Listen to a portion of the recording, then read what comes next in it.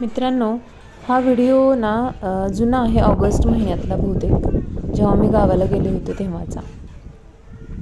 तर एक नवीन गोष्ट बघा तुम्ही आता इथे. मंडळी, पक्ष्यांनी बघा घरटं कुठं केलं आहे. बघा, हे वांग्याचं रोप आहे आणि या वांग्याच्या रोपावर इथं पानांच्या खाली घरटं केलं आहे.